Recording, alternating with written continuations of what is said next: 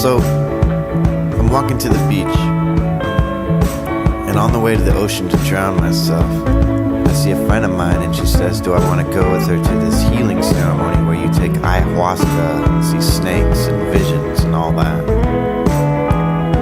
So I say, sure, but after that, I need a lift to the beach, because I'm gonna go drown myself.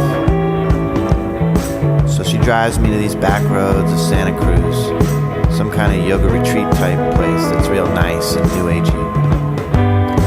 And I grab a brochure, and when I open the brochure, there's nothing inside, just blank pages. So I think, okay, this is genius. I'm in.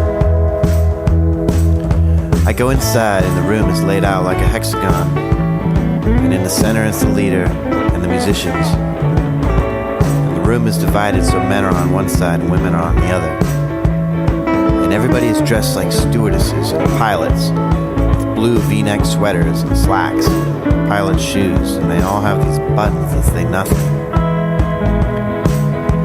And a line formed to receive the special beverage. And the leader doles out these little cups, and when he gives you one, he looks at you and sort of vibes you out to see how much he should give you.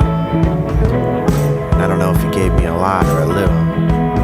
It tasted like stale, rotting, yeasty, granular beer.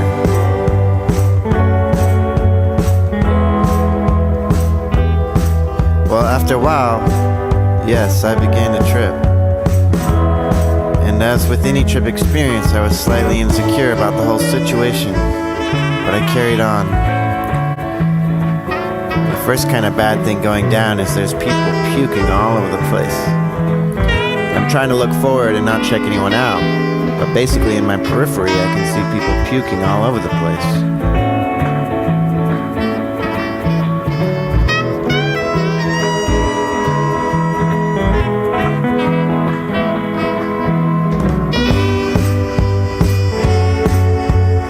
Woman fell to the floor in some kind of grand mal seizure.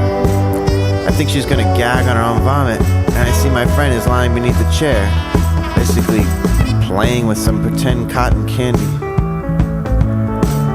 And then the second drinking comes up, and this time I can't feel my hands. And this one girl starts to lose it.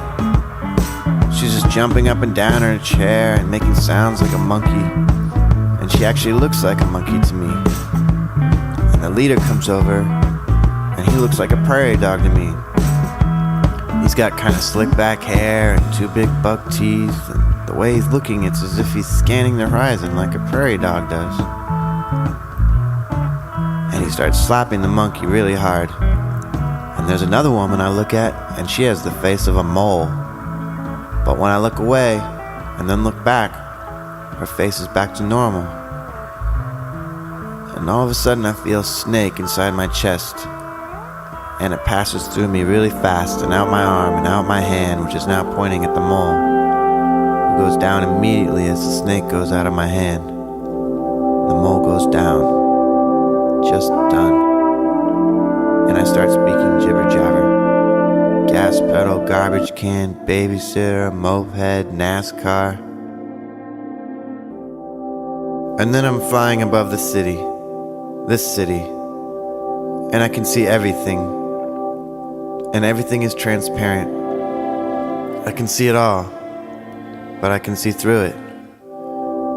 I can see the tops of the buildings, but also the insulation and the wood, and then the sheetrock, and through the lights, and through the skulls of people, and through their brain cells, and their desks, and computers, and microchips, and on down to the center of the earth. I can see it all. And I say to myself, society is so sad. Look at all the people. Look at them eating, walking and sleeping, befriending and loving, raising children, working hard, raising toasts, sharing sorrows, fighting for rights, marrying, birthing, adopting, chasing dreams, not giving up, struggling hard, saving money, getting haircuts, looking sharp, entering buildings, completing tasks. It makes me sad. And then as I'm flying, I get to this factory. It's the worst factory. It's hell. It's slavery inside. People are working. It's burning hot like New York subways. Everyone is half dressed and half passed out, shoveling things into things and packaging things, and it's just dark.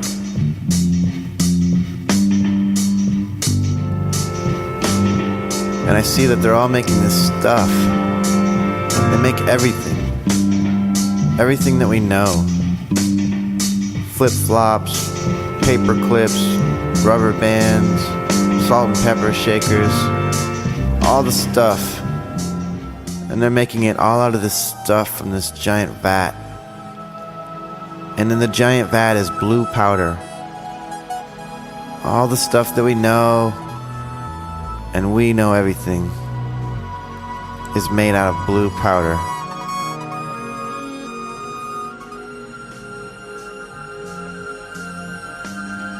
And then I'm back at the ceremony, and it's as if all the creatures of the forest are there looking at me.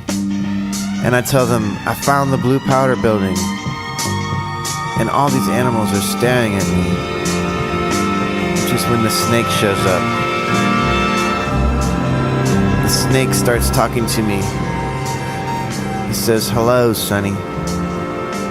But he's got a Texas accent. I don't know why. And he asks me for money. He's got the voice of this homeless guy that hangs out around the makeout room, and he's asking me for money. I don't have it. He says, "Go get it." And there's a long pause.